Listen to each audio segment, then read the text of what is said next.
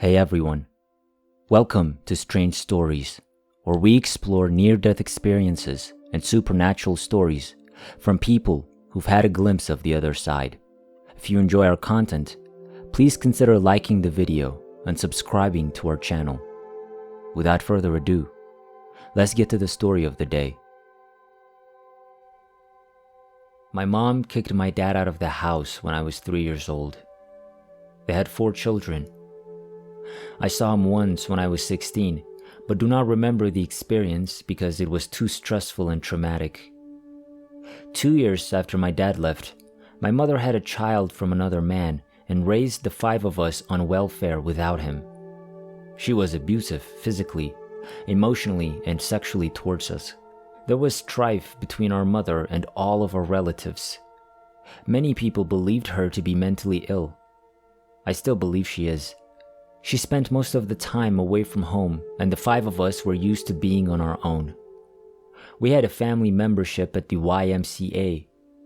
We were signed up for swimming lessons. The YMCA had 2 pools. The huge cold pool was for laps, general swim, and had a large shallow end. The second pool was coveted. It was all deep end and warm. A person had to pass a swim test in order to enter that room and pool. I had a full range of emotions by age 12 and knew what happiness, love, hurt, and pain was. However, my knowledge of those emotions was skewed due to the divorce, lies, and abuses. I have no memory of the day I drowned, except for the pool event. My memory that day starts in the pool and ends putting on my shoes to go back home. The size of the warm room was probably 1,400 square foot. I did not enjoy swimming unless it was in this specific room because I did not enjoy being cold, especially wet and cold. I did not swim well. However, I did swim well enough to be in this pool. I did not need a shallow end. I could swim from one side to the other several times with a pause in between each lap. There was a single door into the room. It was in the front corner. The teenage male volunteer lifeguard was sitting in his fold-out camp chair 20 feet from the door inside the room, centered to the pool, in order to see the entire length of the pool. For the most part, he stayed in the room, though he went into the hall for a few seconds now and then, and would stand in the doorway to talk to friends sometimes. He was a good kid. On this particular day, my favorite pool had adults swimming, maybe 5. There were teenagers, around 10 of them. There were probably 15 kids of the age 12 and under. The pool was comfortably crowded.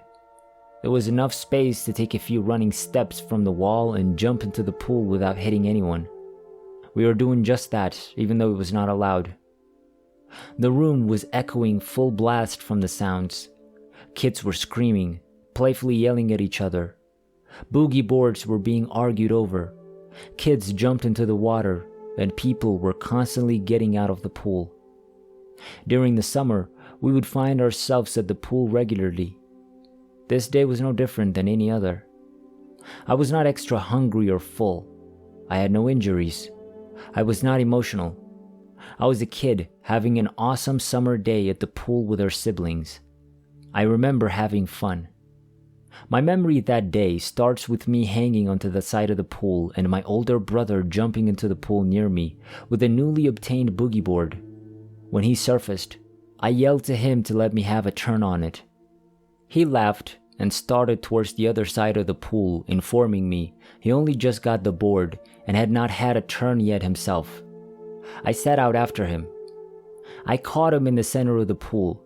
For some strange reason, I was aware of the lifeguard having to use the men's restroom. He was not doing a full-on potty dance, yet was making the signs of a full bladder. I was hanging onto one end of the boogie board, and my brother was hanging onto the other end. We were both smiling and getting geared up for conquest of the board. I knew full well that he had not had a turn on the board yet. I also knew full well that it was not my turn. I was not going to fight him for the board. I was just playing, teasing. I was focused on taking it from him, just for the fun of it. After a skirmish, I managed to get the board under the water, gripped between my knees. My brother was treading next to me and we were wrestling. Boogie boards are meant to float and it wanted freedom. The board was difficult to keep under the water. My brother was hanging onto my arms and I was balancing with the board shoved underwater. I tilted just so, and the board shot up out of the water, launching itself several feet away. We both lunged for it, slapping and pushing each other as we swam for it. We both tried at that point. We were in the center of the pool, having fun. He was trying to reach the board while keeping me back, and I was trying to keep him from reaching the board more than actually trying to reach the board myself. I saw the lifeguard looking intently at the pool, the people in the pool, and out the door. I knew he wasn't looking at anyone in particular. He had to pee. When I glanced over at my brother, our eyes met and he looked worried. So I stopped. I saw him look at the board, the side of the pool and me, judging the distance between each item. He was much more exhausted than I realized, and more so than I felt at that moment. He decided to reach for me. I knew that a drowning man was a dangerous man. I tried to swim for the board with the intent of bringing it to him, but he needed me now. He grabbed on and kept his head above the water. I went under for a second and came back up above the water. He looked lightheaded and dizzy. His grip was strong. I was still trying to get the boogie board for him, and he was not letting go. I tried to swim with him, lashed onto me, but it was very difficult, and he went under a few times for a second each. I looked into his eyes again and saw panic. I held still. He pushed down on me to keep his head above the water, and the lifeguard left the room. I went under. My brother went under with me. He started to kick irrationally and grabbed my head, pushing me under even further in order to get his face out of the water. I relaxed. I knew it was important for him to breathe. I knew he was stronger than I was. We were still in the center of the pool.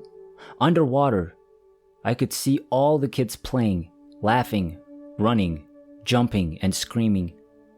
I kicked hard with my legs and came up above the waterline. The room was deafening with noise. Each person in the room made the same emotions I was about to make. I was going to scream, wave my arms around, and call for help. I was tired. I had 2 seconds. I could continue with my plan and waste my energy, or I could stay up for 2 seconds and take a huge breath. I took a huge breath and let my brother push me under once again. He was no longer in control. He was in survival mode. I was face to face with a hard fact. Either I was going to drown, or he was going to drown. I could see each and every one of my choices. 1. Let myself sink and swim away. Once I got away, I could make my way to the edge of the pool and get help. 2. I could go for the boogie board, but I was fairly certain someone had seen it abandoned and already had it in full use. 3. I could use him like a boogie board and let him drown. 4. I could fight him and we could both drown. 5. I could waste my breath screaming and waving and we would both drown. 6. I could realize how much I loved him. I chose the last one. I loved him and I did not want him to be scared. I knew that if I made any motion to leave him, he would lose it. I needed to stay calm and motionless. I needed to let him use me as a boogie board. It was the only way to subside his panic, enough for him to keep his face above the water. So I relaxed. There was no struggle in me. I directed my energy towards sending him tranquil and peaceful thoughts. I tried to convey to him with my body language that everything was going to be okay and that I was fine.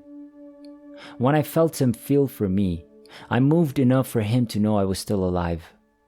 I knew the lifeguard would be back any instant. I just had to wait. I realized time was passing, but did not know how much time had passed. I opened my eyes. I could see everyone in the room. I could hear what each person was saying. Then, I realized I could see the tops of their heads. I was above the pool looking down into the water. I could see who was in the next room. I could hear what each of them was saying. I could see the lifeguard coming back. He was halfway down the hall, only 12 feet from the door. He was hurrying, a little anxious. I could see the colors and depth of everything in the room and the room itself, but those things didn't matter. Time and space didn't seem to be important. Sound was important. I could hear everything. With the sound came feelings. I could feel what people were feeling. Only 2 people in the room were worried about me. One was telling someone who would not listen. The other was a little boy, about 5 years old. When the lifeguard came into the room, the little boy went to him and pointed. Immediately, the lifeguard was on it. I felt movement in and around my body. I started to debate with myself, and my out-of-body experience became something else. I was no longer a body floating above the pool. I became time and space. I could see the entire universe, and it was not like when you watched the Nova channel. It was different. Sound disappeared, except I could hear my debate. My debate was not sound. My debate was made of time. I could hear my body. My body was a piece of time and space, or I could stay out of my body and be everywhere, part of everything, which would be a different type of time and space. I asked the question, should I go back into my body? The answer was, no, you should wait. If you were going to go back now, you would die. I knew I was ignorant of the reasoning behind it. Wouldn't I die if I waited? No, you're fine. Wait if you want to go back.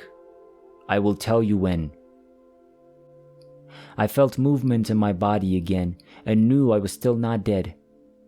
I was on the cold, hard floor now, except I was on the ceiling. This time, my back was pressed up against the plaster. It was cold and hard. I looked around. I could not see myself in the water. Everyone was at one end of the room.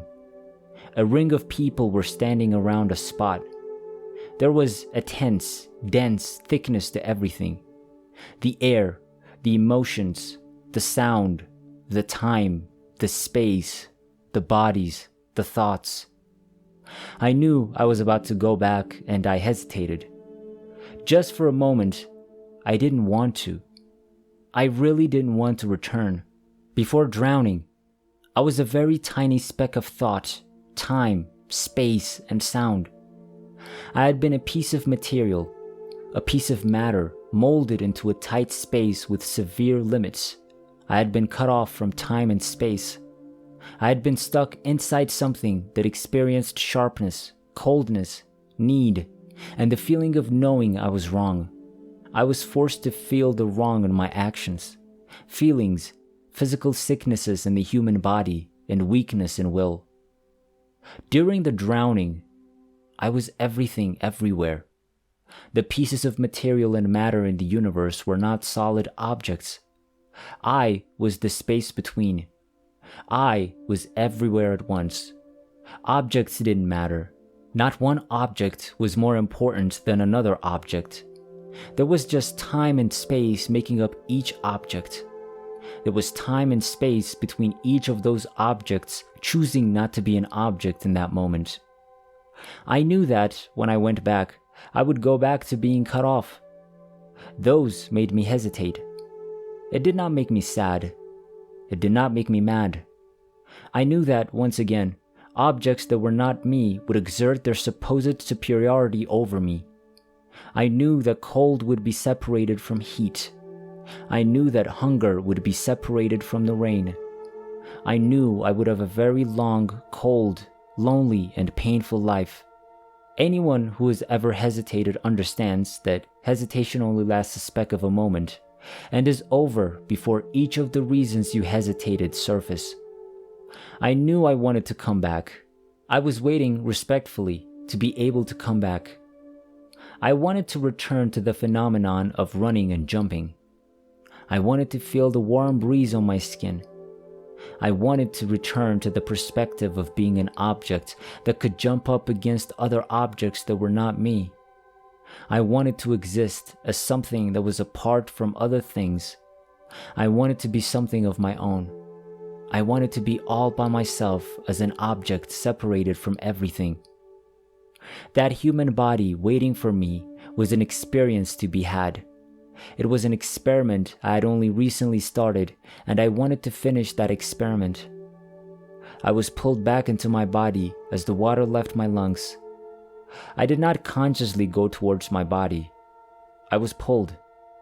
At that moment, my out-of-body body was pulled in the same fashion a human body is pulled when you tie a rope around your waist while you're wearing roller skates and someone on a bike pulls you. I felt distinctly like a crumpled up, wet, drowned rat on its back. The water coming from my mouth and nose felt very wrong. The room was thickly warm, but the floor was cold. But not a sharp cold, just a hard cold. It was not a snuggly warm feeling at all. Lots of people were staring at me. Everyone looked scared, with a hint of forthcoming sense of relief, all the while exuding a shifty guilt. My vision was blurred.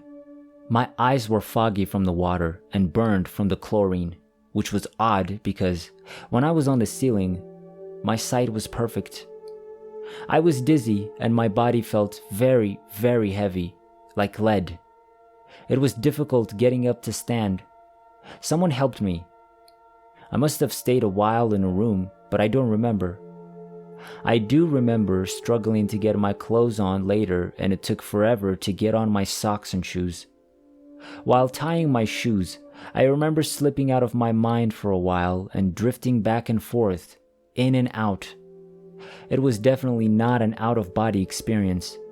It was a drifting and slipping, hazy experience. I lived a normal life after that. As I grew and had heart-to-heart conversations with people and got to know people one-on-one, I could tell I was different from many people.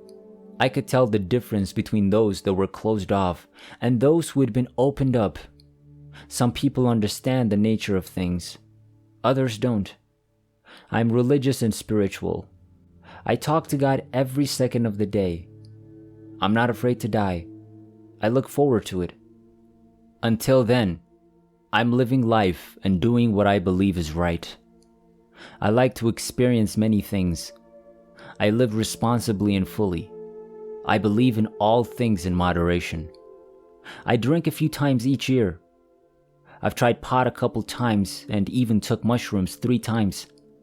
I am happy when I'm happy. I am happy when I'm sad. I'm happy when I'm sick. I'm happy when I'm sick and tired of my life. I understand. I think I get it. I think I know why we're all here. I feel like I know the meaning of life.